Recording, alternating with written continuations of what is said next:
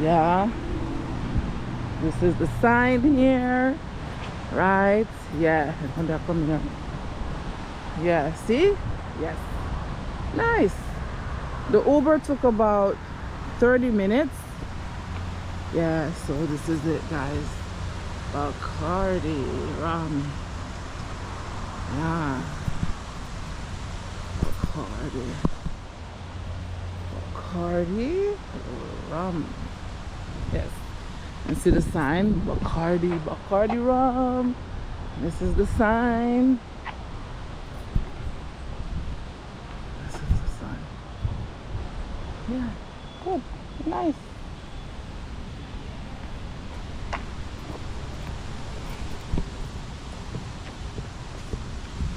So they said at 9:30 we're allowed to walk up there. So yeah, we're gonna wait to walk. Yeah.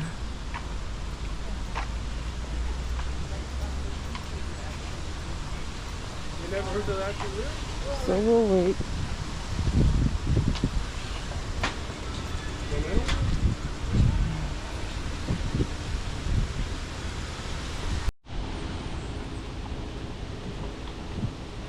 So guys, we're walking up now to Casa Bacardi.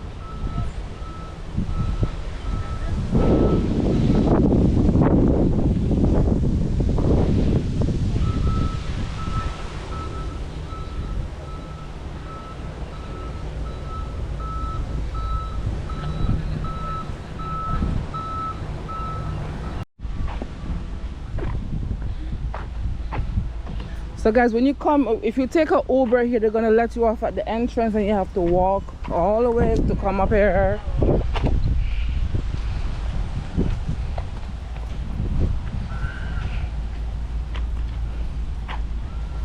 But if you drive, you could come drive up and park over here. Look at the windmill.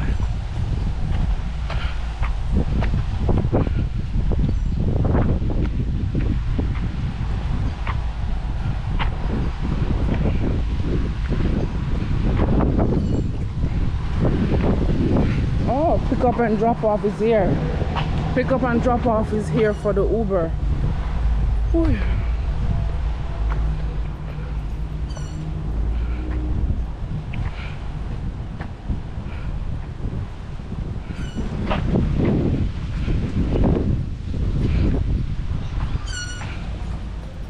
And there goes what we're going to be going on the tour in.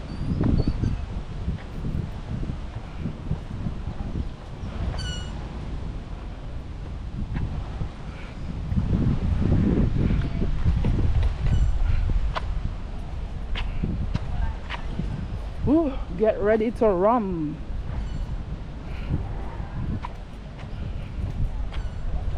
Oh, that cave. Get ready to rum.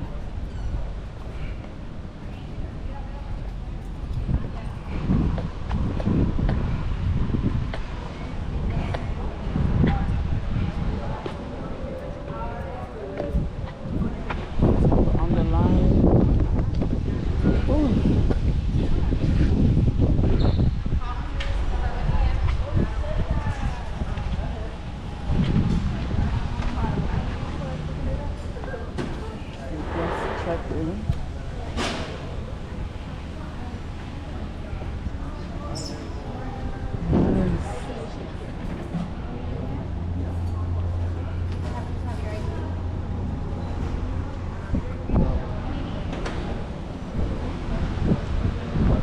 Take out your ID.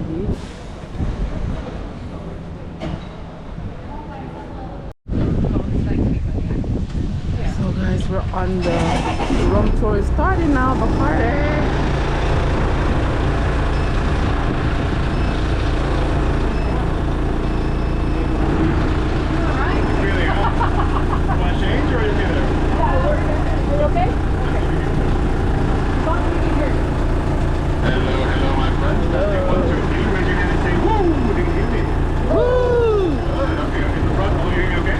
Yes. How are we doing today? Good. Early morning, we'll pick up an access to tomorrow, okay?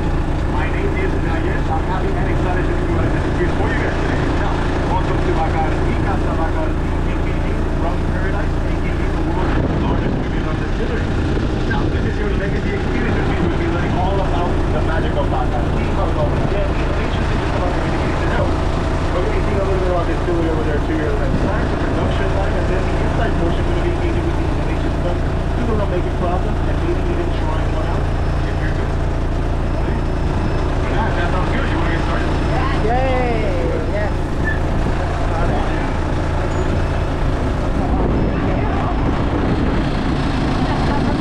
All right, my friends, and we are officially off. Woo! Hi, welcome Once center. again, welcome to your legacy experience. Now, as we are officially setting off, two very important safety rules are needed to be known. The first one is this is an active distillery making alcohol 24/7, so no smoking or vaping is allowed. The second rule is, as this distillery is moving, please keep your arms, hands, legs, feet, mind, body, and entire soul within your vehicle at all times, and only stand up section on the right side once we come to a complete stop. And if anything were to happen to anything to you at all, the designated meeting spot is always the pavilion over to your right side where we just came from. Now, with all that out of the way, let's get started. The incident of magic of Bacardi. It all began 164 years ago, on February 4th, 1862, with a man named Julio Bacardi. So, if you didn't know, Bacardi is our family name, and we actually have members of that family alive to this very day. We have over 800 members worldwide, in fact. In the 8th generation, with members of the 6th and 7th still involved with the company itself. That's why Bacardi remains the world's largest privately owned spirit company.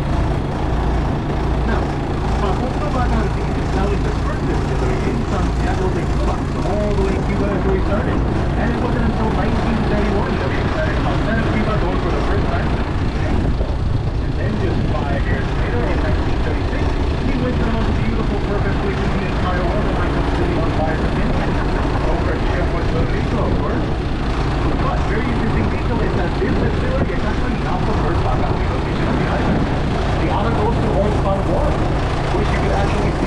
to your right side, beyond the palm trees and beyond the water. That line of buildings in the distance, that is Old 1 Edmonds. Raise your hand. Who here has been to Old Town Hall already? Me. Okay, very good people.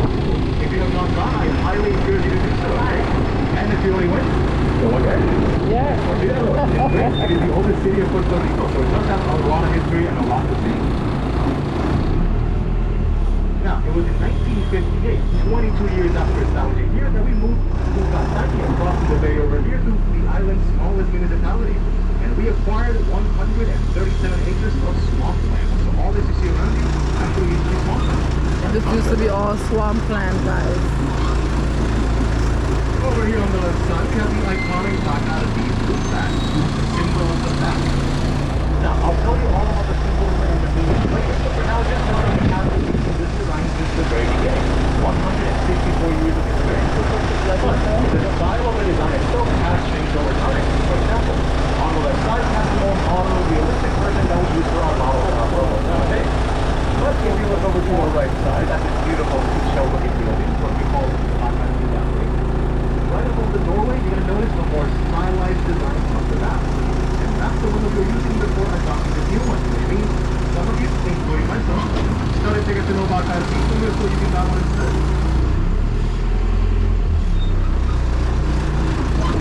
Now, let's learn about the rum itself, okay? It's very important for us to know that every expression of Bacardi that you or I have ever tasted our entire life is actually a combination of two rum bases. That's what Bacardi is, right?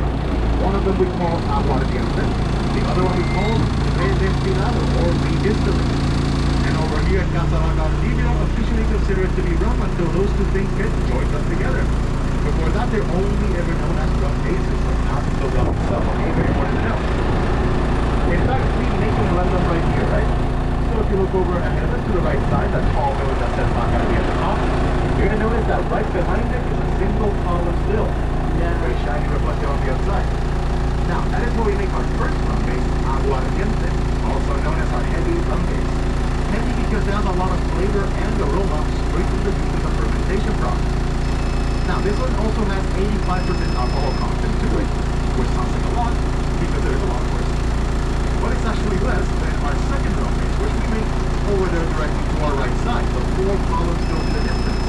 We make the distillate. Now, as the name and the amount of columns might apply, we actually distill one several times. 5 times to be exact, okay? Every time we distill, we bring up the alcohol more and more and more until it reaches about 94.75%. Oh, wow. Alright?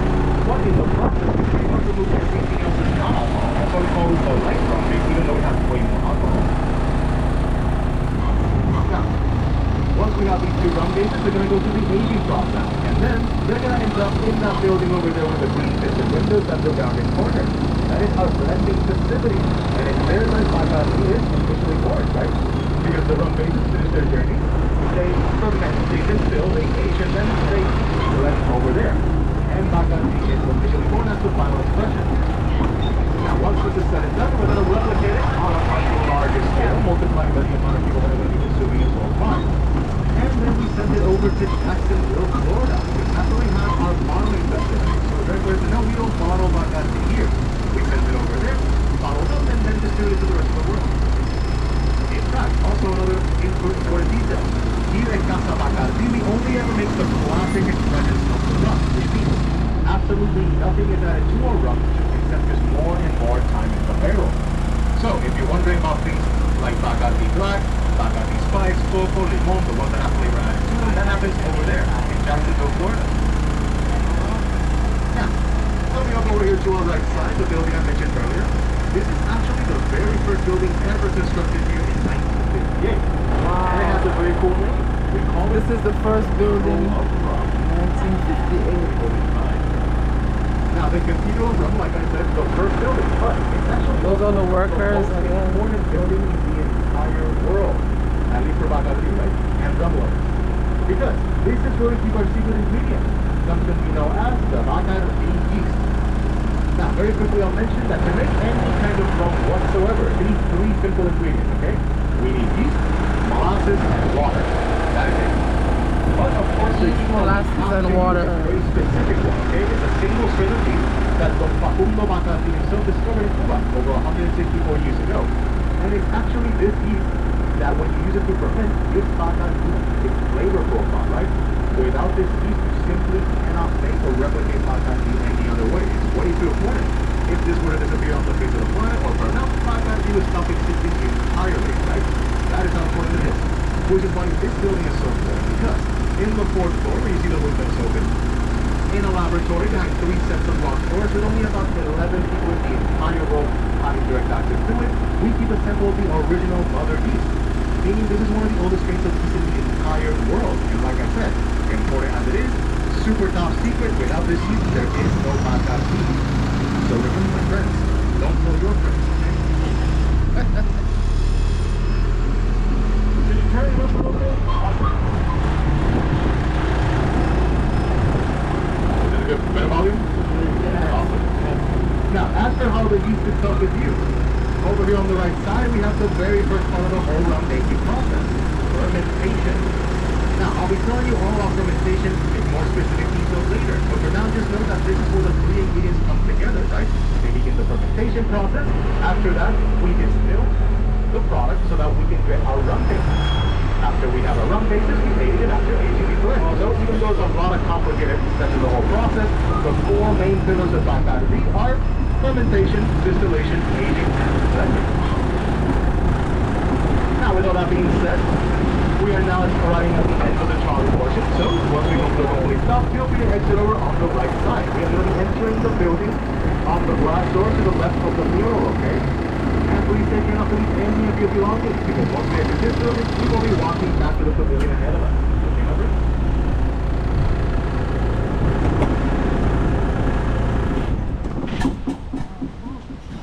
All good? Thank you. For the shenanigans.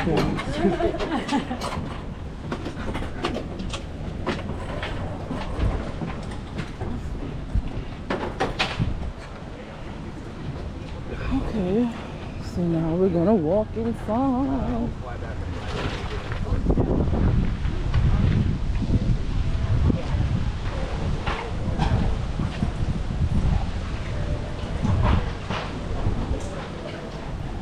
Sugar cane.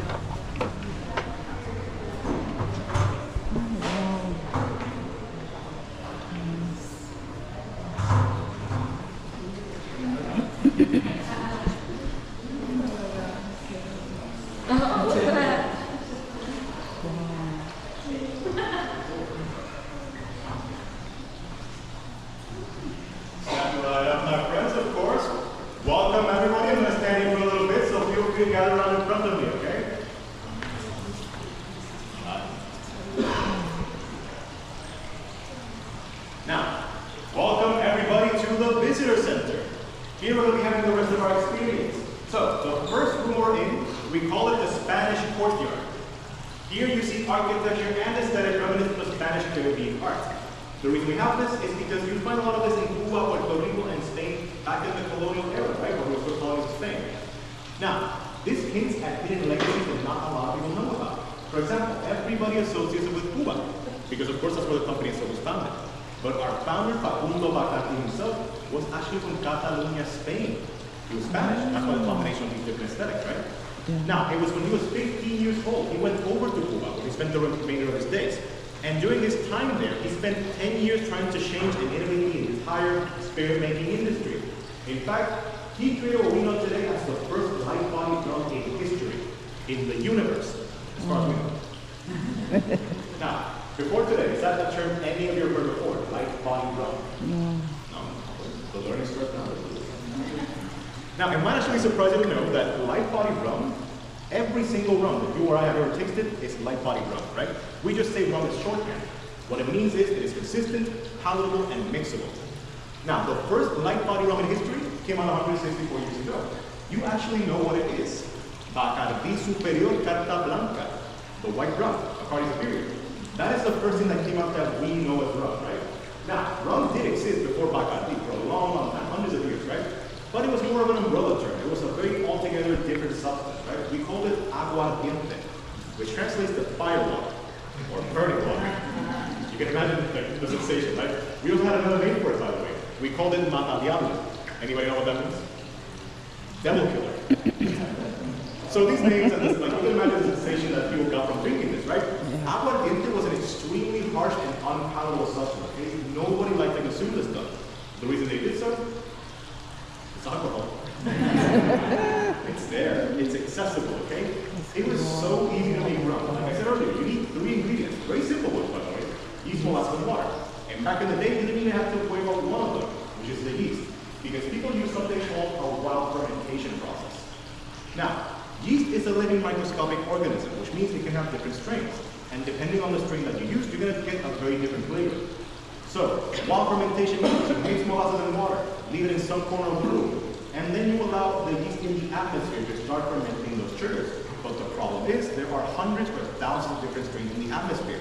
So the end result is always going to be a mishmash of flavors that do not go well together.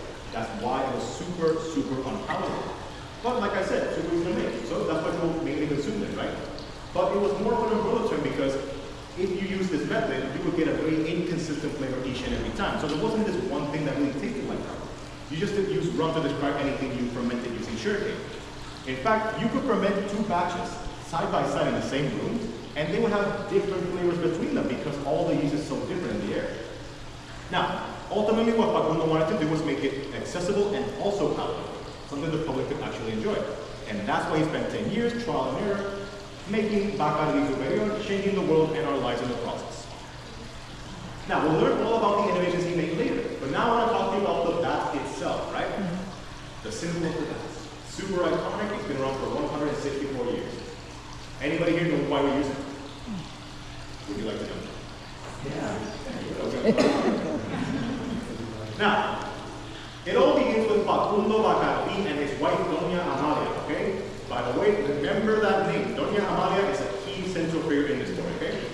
When they bought their first distillery together over in Cuba, it was secondhand. So they went inside, wanted to check it out, make sure everything was up to code, and they saw a colony of fruit bats in the rafters, nesting and attracted to the smell of the molasses in the area. Now, maybe where you're from, maybe where you've been in the world, you come across this idea of bats being really negatively regarded, right? But they're always used to represent bad omens, symbols of the occult. They're associated with plagues, disease, rabies, COVID, vampires, Batman, Dracula, scary things. So in a lot of parts of the world, they get a bad rap. But it's very important for us to know, in the Caribbean specifically, it is the complete opposite, okay? For cultures and centuries, they've always been venerated because they're essential for the ecosystem, okay? They're amazing pollinators. They spread seeds on our plant growth, and they also eat a lot of harmful insects for us, like maybe mosquitoes. Oh. I cannot overstate how important they are for keeping bat population in check, okay? Without mosquitoes, without bats, everything will go haywire. Mosquito population rises. Now, because of these things, cultures like the Cuban culture, Puerto Rican culture, Spanish culture, even the indigenous Taínos, always associated 3 main values to them, which are good health, good fortune, and family unity. Now, this makes it almost a no-brainer for anybody to use this design in any place that has a positive connotation, right? Which is what Doña Amalia did. Now, she was a very well-educated person who was a lover of the arts and of history, so she knew everything I just told you and a lot more. So that when she saw the bats, she took it almost like a sign from God, right? Divine providence, that the company would grow and prosper under their care. So that's why she was the one to recommend using the design. In fact, she drew up the very first one, which you can see over here in the railings. Oh, yeah, very neat contrast, right? The first expression was a bat. Yeah. We got a more modern, realistic one. Wow. Now, of course, she had this symbolism in mind when she chose the design, right? But she also had a really practical reason. And this next part I'm going to tell you is essential for why Bacardi is so well known today, right? Back in the day, most people were illiterate, so they couldn't read or write. Now, when Bacardi hit the shelves, even though it said Rum Bacardi, nobody could read it. But what do you think they saw immediately? The symbol of the bat, of course. Eye-catching, unmistakable, everybody got to know the rum that way. Because of the positive connotation, you entered the bar, you saw a bat across the room, you made a beeline to it, right? And then you would ask for it. But you wouldn't say, give me Bacardi, because of course, you couldn't read that. You would look at the bat and say, dame el ron del murciélago, which means, give me the rum of the bat. So that is actually the first name that Bacardi had, at least unofficially on the street, right? That's how you would talk about it. You wouldn't tell your friends, hey, dude, check out Bacardi. You probably say something like, hey, I saw three people spirit, don't know the name, don't care, but after that, go check it out. Very easy to get it, right? That means that eventually through word of mouth, everybody got to know the rum off the bat. And Bacardi will become a household name, right? But for the longest time, the rum de murciélago was what everybody talked about. And so, the more you know. Yeah. Nice. You know Bacardi historians now. How's it feel? Good. Excellent. Okay, bueno. Now, we are going to be learning a lot more about the history, the legacy, the rum, once we go through these doors over here, okay? This next portion is our theater portion. We call it the Bat Theater. So we have to come along at your pace, grab your bat seats whenever you're ready, and let's get started. Yes. By the way, we're going to call them bat seats. I call them bat seats, okay?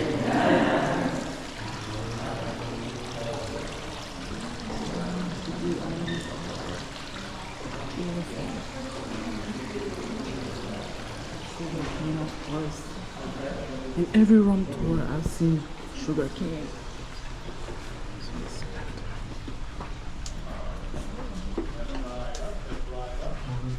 With the bats flying overhead. I'm kidding.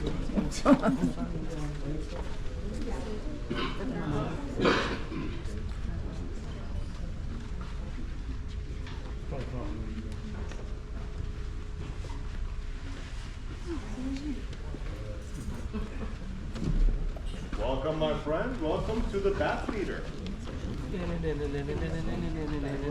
Now, as I mentioned, we're going to be watching a short 7-minute film that delves a little bit more into the history of Bacardi, right? As a family, as a company, as a rum, just about everything, right? So, once the movie is over, feel free to have any questions, let me know, okay? But most importantly, enjoy the movie. Are you guys going to enjoy the movie? Yes, thank you. Just wanted to make sure. I'll see you in a bit. Okay.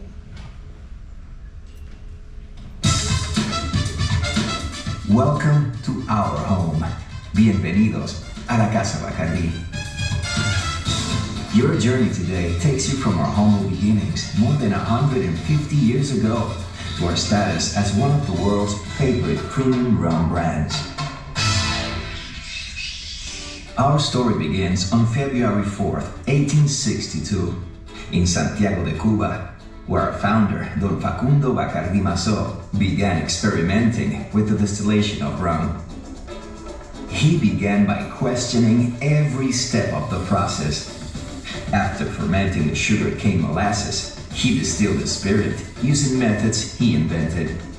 He then added 4 new steps never tried before: charcoal mellowing the distillate drop by drop, and aging it for several years in mature oak casks, blending his rums into a new type of spirit that met his high standards. His smooth and light-bodied rum had a quality unlike any other he had ever tasted.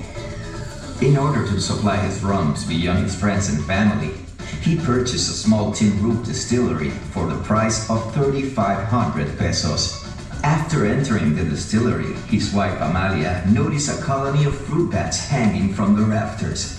As a lover of the arts, she knew instantly that this would be the perfect logo for her husband's rum, as Spanish and Cuban lore regarded bats as a symbol of good health, fortune, and family unity. In search of an identifiable emblem, Don Facundo employed the bat as a trademark for his new rum.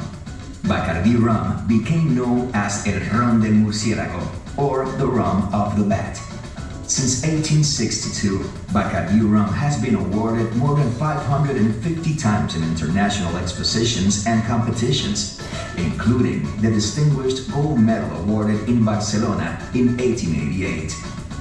On this date, Her Majesty, the Regent Maria Cristina, appointed Bacardi purveyors to the royal Spanish household, and Bacardi forever became known as the King of Rums and the Rum of Kings. To celebrate the end of the Spanish-American War in 1900, Bacardi was used to create the first ever Cuba Libre, Bacardi and Coke, now one of the most ordered cocktails around the world. Previously, it was also used to create the mojito and daiquiri. Don Facundo's children enhanced his legacy. His eldest son, Emilio, as the first president of the company, expanded to New York and Spain. His long struggles for independence and his imprisonment for anti-colonial activities identified him as a patriot. However, his philanthropic and literary achievements are what gave him recognition as Santiago de Cuba's favorite son. Another son, Facundo, patiently continued his father's work, adapting his formulas to modern technology and training select members of the family's third generation. He is remembered throughout his family as the master of rums. Jose, the third son, extended the sales arm of the company to Havana, and daughter Amalia's husband, Enrique Schweg, is known as the company's architect of expansion. Of course, good fellowship and Bacardi go hand in hand.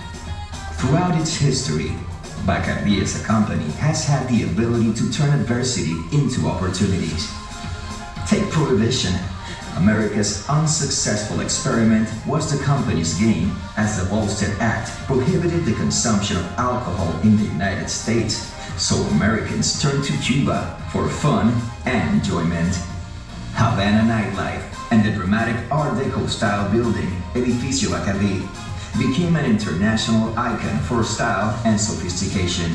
At the same time, Enrique Schweg began to produce Bacardi rum in the same way and under the same demanding standards outside of Cuba. He expanded the production of Bacardi to Mexico and to our first facility in Puerto Rico. Bacardi rum was also the subject of a New York Supreme Court ruling in 1936. As company president, Enrique Schweg ensured that when you ask for Bacardi by name, it's Bacardi rum you must be served. After Prohibition, the company opened a sales office in New York City, later moved to Miami, and now currently in Coral Gables, Florida. Under the direction of Enrique's son-in-law, Jose Pepin Bosch, the company continued to expand. In fact, the current facility in Cataño, Puerto Rico, was established in 1958 and is the world's largest premium rum distillery.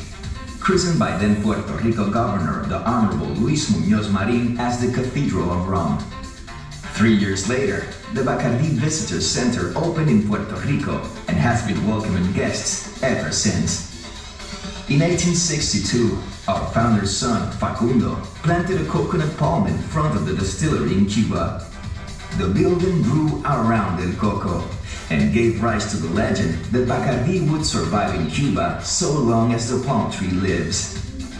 Jealously guarded for close to a century, it withered and died shortly before the country's revolutionary regime confiscated the company's assets in Cuba.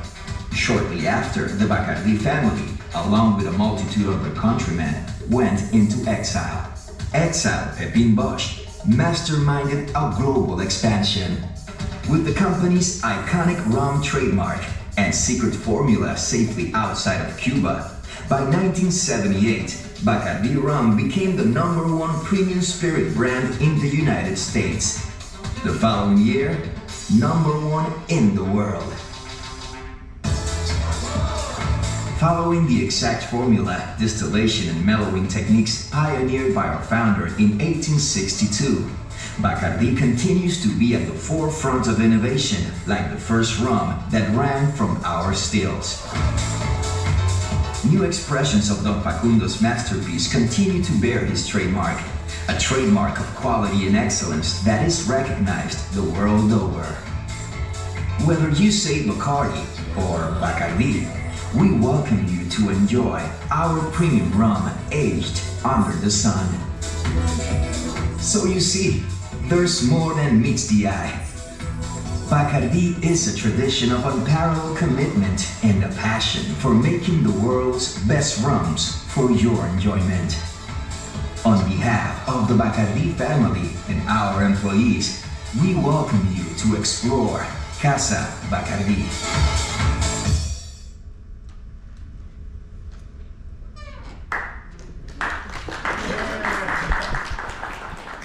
Unprompted, I love it. Thank you. How are we feeling? Good. Good. Feel like we learned a lot? Yes. Any questions? Okay, we're all Bacardi historians now. I love it. Now, so we're not done yet. Now we're going to take a trip back in time to 1862. Back to Facundo's distillery, so we can learn all about the innovations he made to the rum making process and how we use that to this very day. Sound good? Yeah. Awesome. Follow me over here. Let's go to our left side.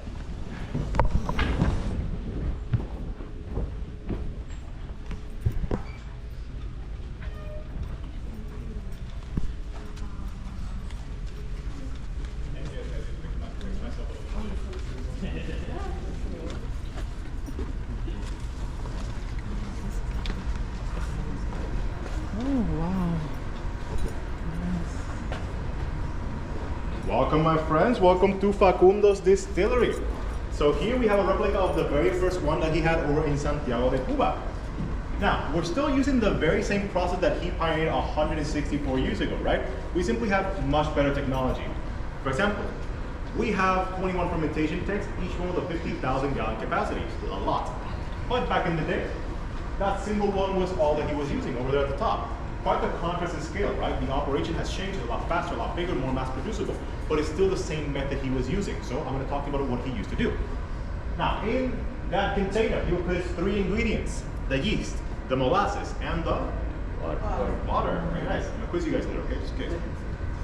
Now, the molasses is diluted by the water enough that it makes it super easy for the yeast to consume the sugar and through a biological process turn it into alcohol. So we get the alcohol from scratch. Now, after about 24 to 30 hours, we get a fermented mash called distiller's beer. It's called a beer because it has a little bit of alcohol, but it's not for consumption, okay? This is for distillation. We let the distiller's beer fall into this alembic pot still, made of copper. Fill it up to this height. Facundo sets fire underneath to evaporate the alcohol. That way, it turns into a gas and separates from the rest of the mash, purifying the content of the alcohol. It travels as a gas all the way to that chamber over there and condenses back into a liquid over there at the top. Now, once it condenses into a liquid, it's okay. It condenses into a liquid.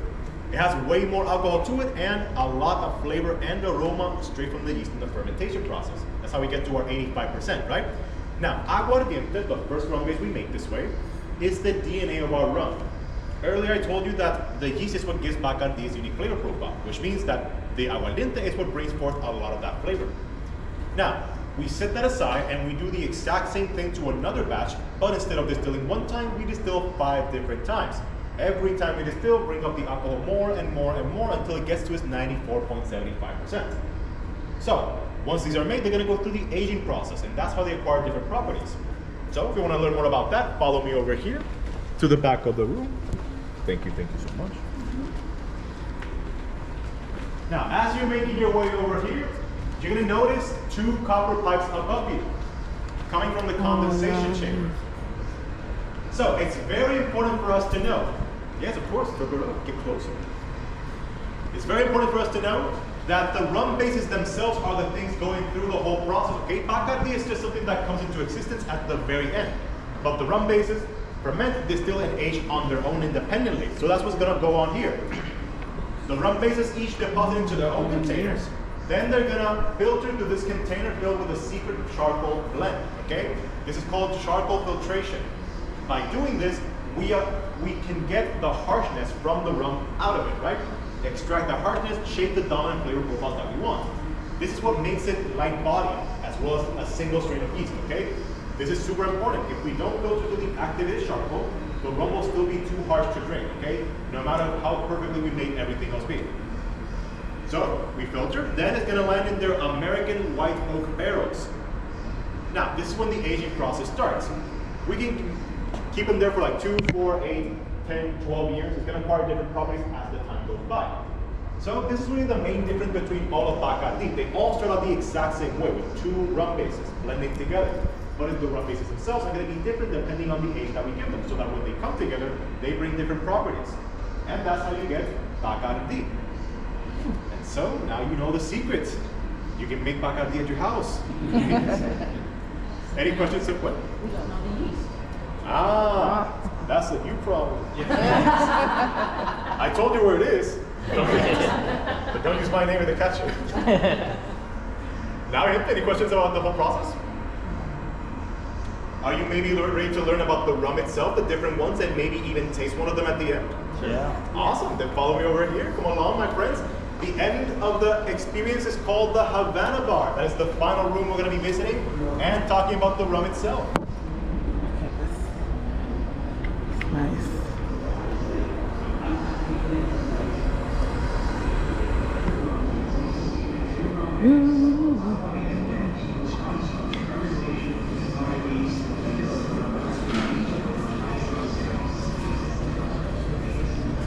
Nice room. Wow.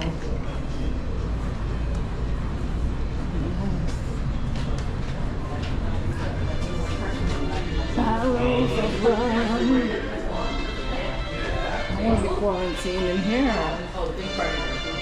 Woo! You gotta dance your way there. Yay! Bacardi. This is a nice room. Wow. I want to be quarantined. You took a picture, right?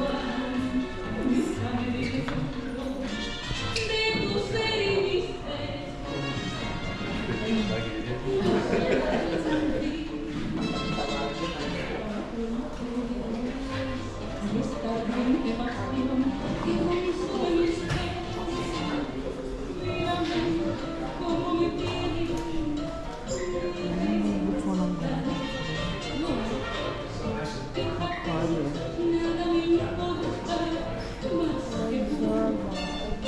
Huh?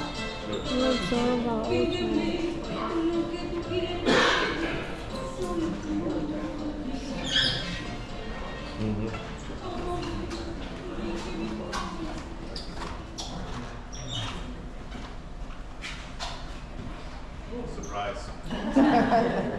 Welcome everybody to the Havana Bar. Now, this here is a replica of a speakeasy that you would find in Santiago de Cuba.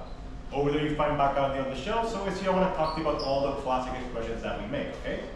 Now, you have it over here, the aging process manifest. So guys, we're at the T-Mobile area in Puerto Rico, right?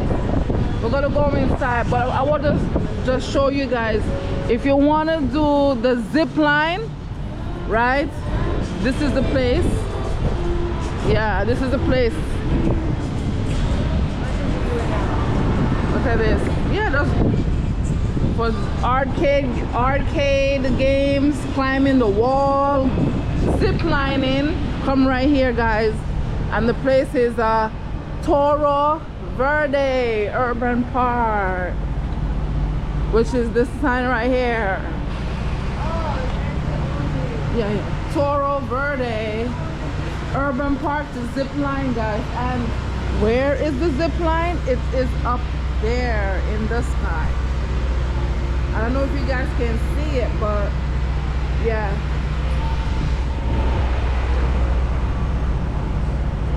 Oh, the zip line, it starts from right here. Oh, there's two of them.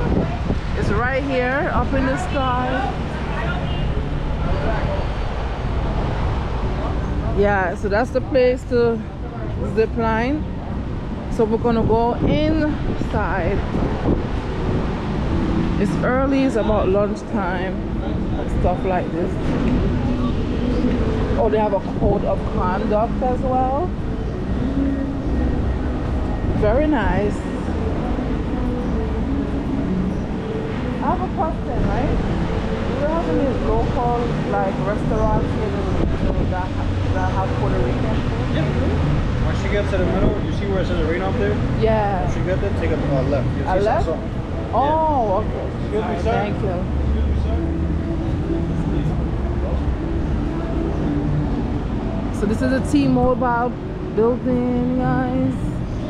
This is where you zip line, Toro Verde.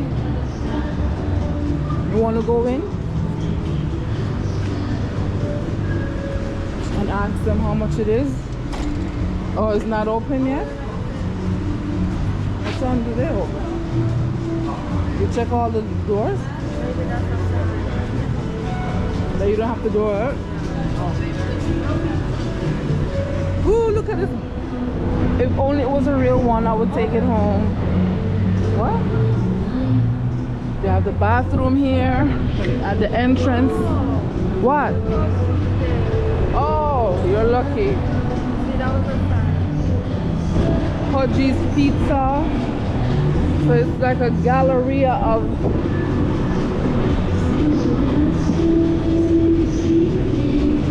places to eat.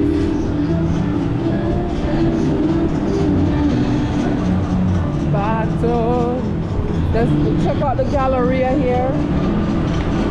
Nice.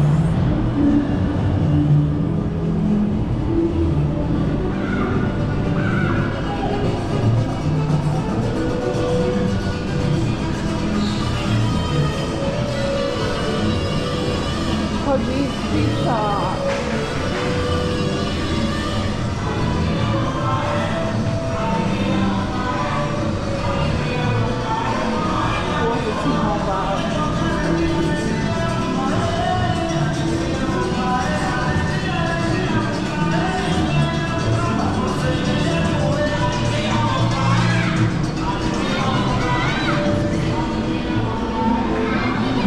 Or maybe Sasson.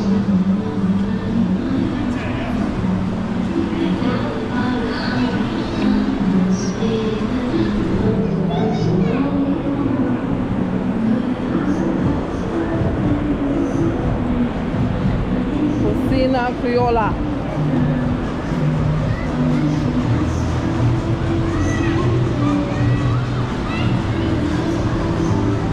Bacardi Bueno. Oh, Medalla. What do they have over there? Little things. I must have this place. Oh, and they have live music over here at night. I have a big giant fan here.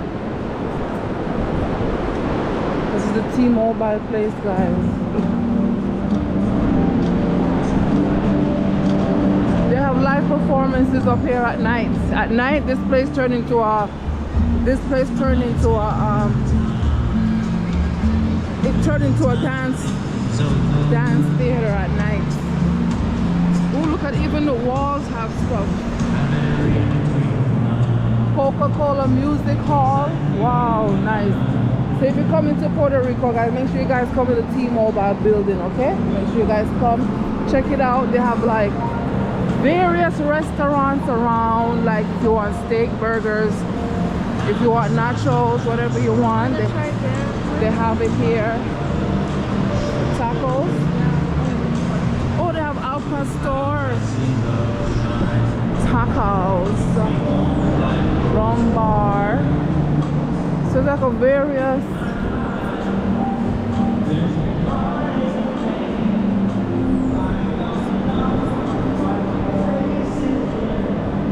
the security.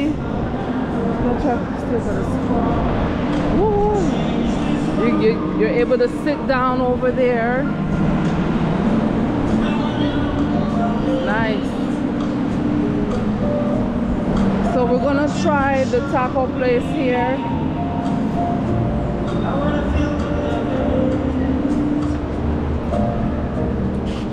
Oh, it smells good here. Nice. Patrona. Hello. Hi. So we want to try some tacos. Yeah, I want a table. I love your hair. What color is it? That's like greenish. Aqua. Oh, aqua. Wow, I love it. You want to go into or out? No, in here. No, two people. It's going to be two, right? Yeah, two of us.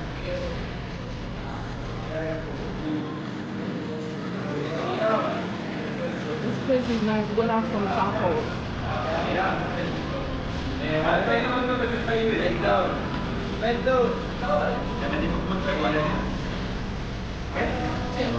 Nice. Yes. Yeah. You want inside or outside? In here, in here. It's cool in here.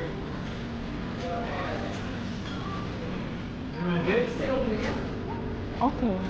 Enjoy. Oh, alright. Oh, we could sit over there. Oh, hello. We could sit over there? Wait. Over there. Over here. Here. Oh, it's all. Oh, this is for more than two Oh yeah, people. this is for 5 people. Oh. With these tables. Oh, I This want one to or- over there. Yeah, Right. yeah. Comfortable. Thank you.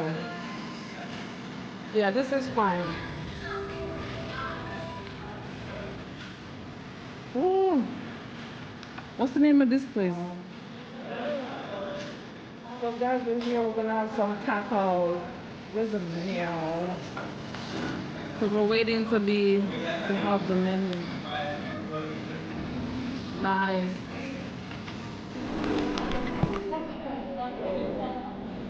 The youngest and lightest rum over to the oldest and boldest. Now, the first thing we want to learn, aging is not a linear goal-oriented process, okay?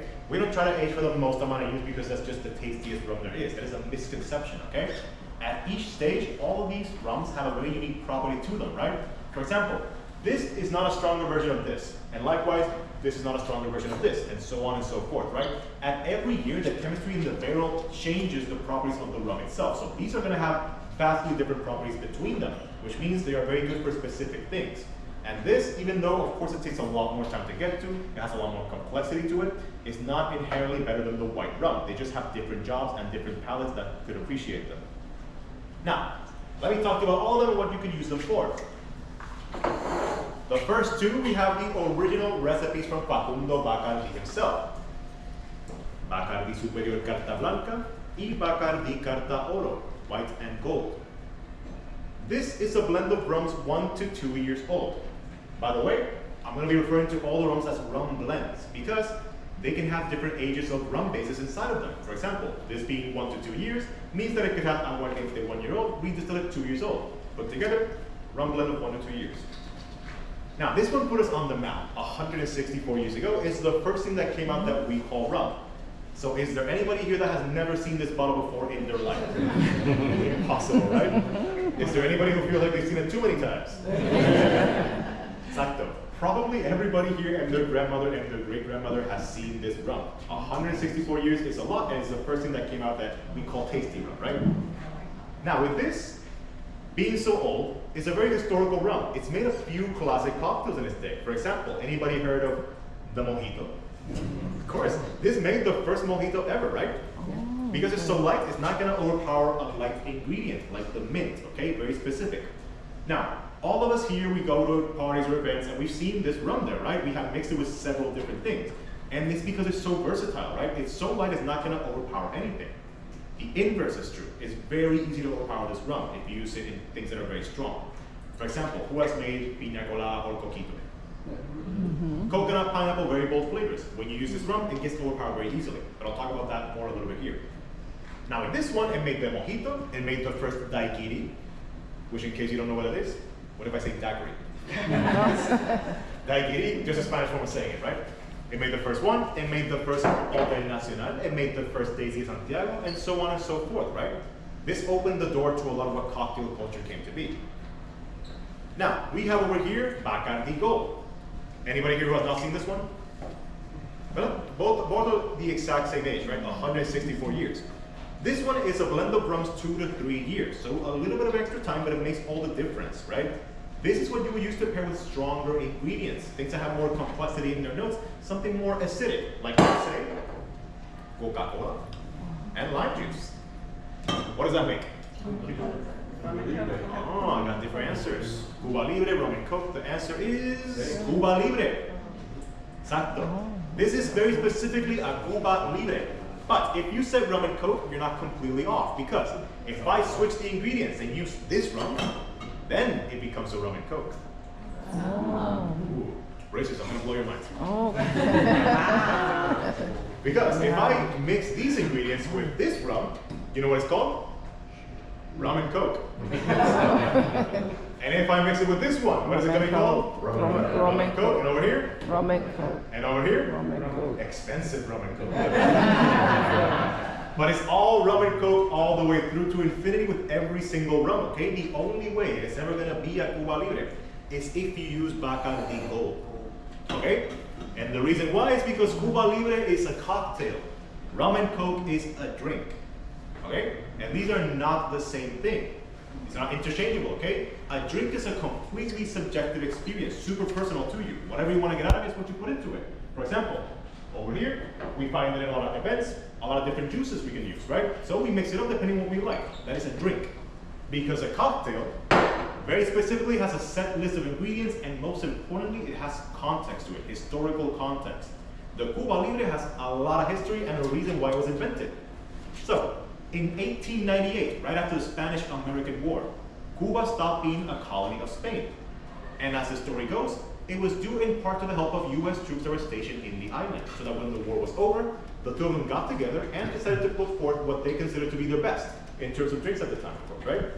This was 1898, which means classic Coca-Cola was all the rage in the world. It was the most popular thing around. In Cuba, we only had these two rums, which means gold was Cuba's crowning jewel. Put them together, cut it with some lime, and there you have a declaration of a free, independent Cuba. Cuba Libre means free Cuba. So it tells a story, right, with its ingredients, with the context. The fact that that is the rum that was used in the original creation means it is the only way it's going to be a Cuba Libre. Any other rum, it's all well and good, right? It's not about taste or whether it's better or not. It's just history. This one has it, these ones do not. So the first rum and coke was invented in 1898.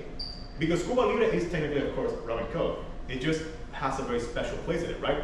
I like to say, you know, in your hands, all thumbs are fingers, but not all fingers are thumbs, right? So, all Cuba Libres are rum and cokes, but not all rum and cokes are Cuba Libres. Do you guys know that? Okay, now it's learning a lot here. Historical rums. This also made the first piña colada, by the way. Do you know where it was made?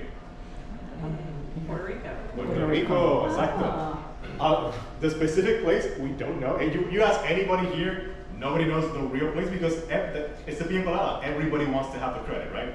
So we have different places claiming ownership, like, oh, we made it. No, we made it. Who knows what's real? But we do know it's Puerto Rico. Now, over here, the first modern expression, añejo cuatro. Añejo means age. So a blend of rums 4 to 7 years.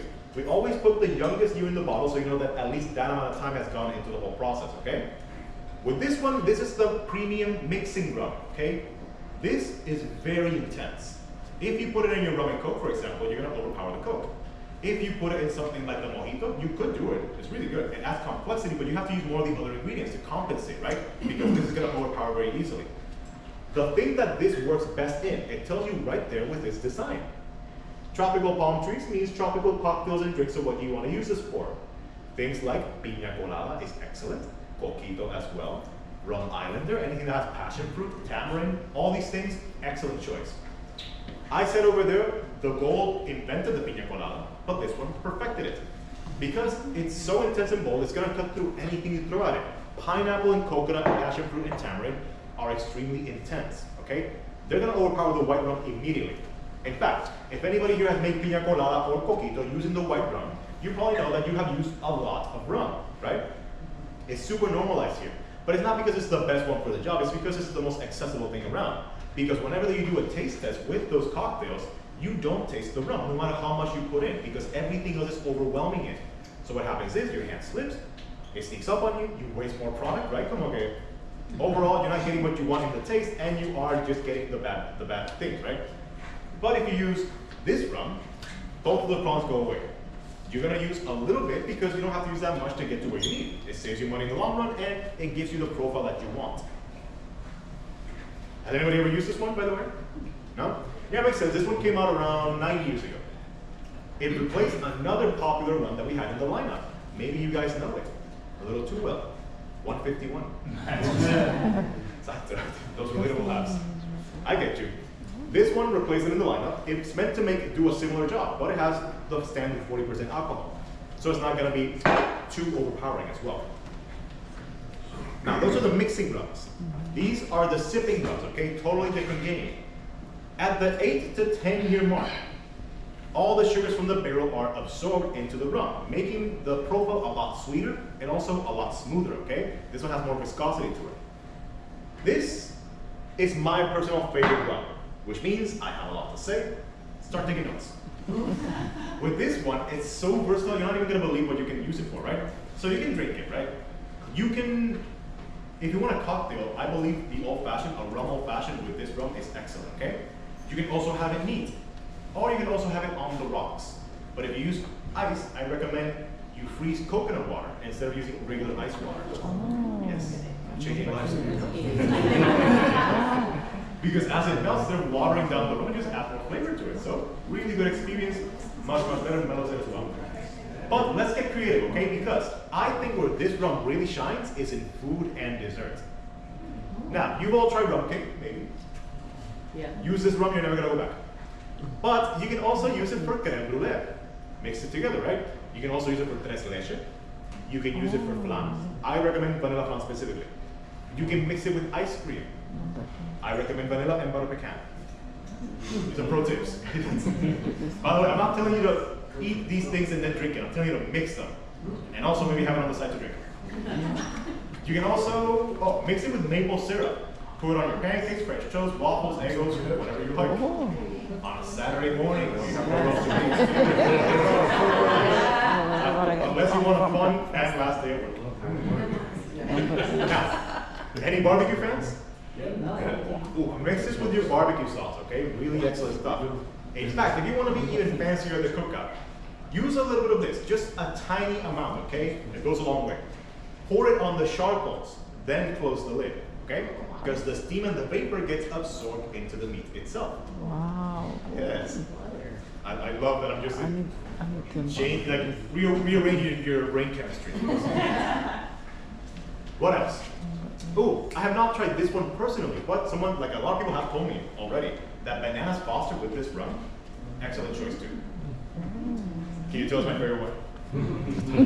See, like, and all these things I'm telling you, like, I tried them. So if you want to like experiment and see what other things you could mix it with, totally within, really good. Now, here we have the premium sipping rum, the sipping fan favorite, Gran Reserva 10, a blend from 10 to 12 years. Now, in this stage, we get more of the oaky and smoky flavors from the barrel. So anybody here maybe like whiskey, bourbon, cognac, brandy, stuff like that? Yeah. This probably would be your favorite rum because it's so similar to those things, but also has more body to it because of its time in the barrel. So it's an overall much smoother experience. Which is why you're really going to find anybody really mixing or pairing this with stuff, because they enjoy the taste of it more so on its own. But one thing I can recommend is using this to pair with coffee. Okay? You can do two things. You can have rum with coffee, or you can have coffee with rum. And you cannot go wrong either way, right? Rum with coffee, just have it neat. Put 3, 4, 5 coffee beans inside the rum itself, and it causes a chemical reaction that infuses it with the flavor of coffee. Really excellent stuff. Makes you feel fancy. The second option, just pour it into your coffee. Easy as that. Really good too. Café con rum. Now we arrive at the end. This is the house special. CASA BACARDI Special Reserve. Oohs and ahs all around. Pricey bottle. Ooh, the pricey bottle, the expensive rum and coke. This one is excellent, right? It's the most unique and exclusive blend of rums we have here. Exclusive because you're simply not going to find this absolutely anywhere else in the world, not even anywhere else in the island. Not even the next time over, okay? The only place where you can witness His Majesty is here at CASA BACARDI. Now, as for what makes this so special, it's a blend of rums 8 to 12 years, so it's a wide range, right? Now, that will make it special on its own because it has the best properties of these two over here. But we do something extra to it because once we're done aging in the American white oak, we're going to move it over to something called a sherry oloroso cask that was aging red wine before. So this has what's known as a red wine finish to it. Yes, excellent. Appropriate reaction to that. From 1 month up to a year, it's going to be in that other barrel absorbing the wine that is still left over in the wall. So things like the color, you can see it immediately, right? Extremely dark with a red tint to it. That is all natural from the wood and also from the wine finish. The scent is also going to be influenced a lot. The sherry is super prevalent and very smooth. But the taste is where this really shines as well, right? This is a specialized sipping experience. Really smooth, a lot of the wine also profile showing through. It's a little bit sweet, but not overpowering. My personal favorite thing about this rum, though, is actually the fact that I just happen to have a sample for all of you to try out. Oh, excellent. Yes. That does deserve applause, yes. course, mi gente. Can't let you leave without trying the house special. So I'm gonna put it over here to the bar. Feel free to come over here and grab your very own glass. But the one thing I do ask is that everybody wait until we all have a glass so we can end the tour with a toast. Yeah. Sound good? Sounds good. Come over here, yeah, get your very own. First come, first serve. I want to know, do you have free shipping back to the family? No, no shipping at all. The only way you can possibly get this is to buy it here in Casa Bacardi. I need number 8 to Oh yeah, you can, yeah, of course. Yeah. You can't, it's not just a seat, you can also get it here. Bacardi rum cake. Morgan said it's expensive rum and coke. So I'm drunk for the summer.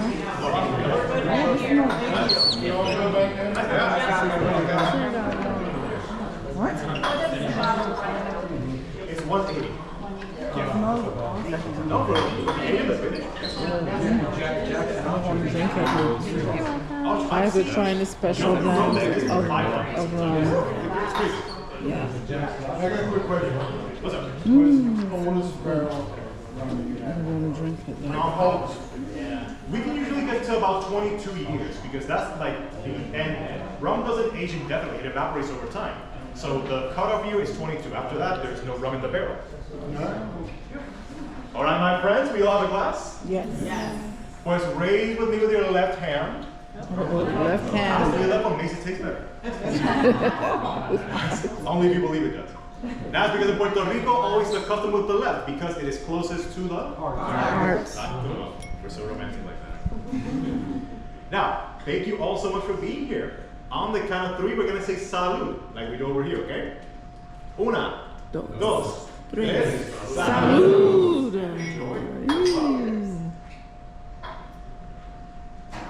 And let me know what you think. Oh, it's wonderful. Nice. These two are my favorite ones. This one for its versatility and also a sipping experience, but this one for sipping, just like sitting down and enjoying it. Excellent. By the way, there is one thing I can recommend with this rum, okay? You're not going to want to pair with anything because it's so specialized, but dark chocolate. Yes. Yes. Because of the sweet profile of this rum, pairing with something bitter like the chocolate, excellent, excellent, okay? And also coats your palate, so it makes it go down even smoother as well. Yeah. You don't have that behind the counter? No, we don't have it. But we do have chocolates in the gift shop, okay? And those chocolates, as you might expect from a distillery, are infused with rum. What is in the block bottle? So this one here is the house special before this current house special. Wow. So this was available about 11, 15 years ago. It's a blend of rums up to 16 years. So a much higher age. But doesn't have the finish, right? That one is 8 to 12, but has the red wine finish. This one is just the Number age. 8. Now, if you have finished the glass, feel free to leave it over here or at the table, okay? I'll get to it later. Now, if I may have your attention one final time, I just want to take this moment to thank all of you for coming. Thank you so much for being such a wonderful group. Y nada, my name once again has been Nayel. If you like the experience and want to leave a good review somewhere, I greatly appreciate it. But, very important, any of you that did not like the experience, my name is something else. Pedro Complicado. Y now, mi gente, tips are also more than welcome and appreciated. And if you have any other questions or jokes or comments, let me know, okay? Now the last part, we're going to go to the gift shop because of course this is Disneyland for rum. So I'll open the doors right now to your right side and we'll head over there. Of course, round of applause for all of you. Oh, just in case anybody curious, the special reserve is $180, okay? Oh, okay. Just in case. And number 8. Number 8. Yes, excellent. That's how the. So don't even think about it. Don't even think about it. I mean, you can engrave it too. That's what It's like make the Cuban extra special. Which one? That one, you can do all the cooking and stuff. This one.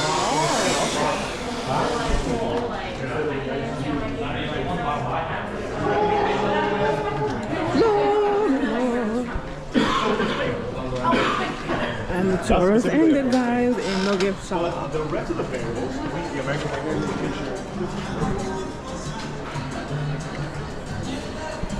We got number 10. Party.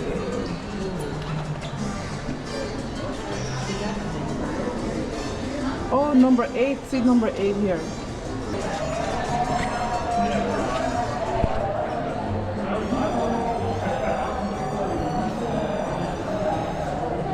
Oh, they have the shaker. What? Wow, it's cheaper here than all of this. Nice. Party.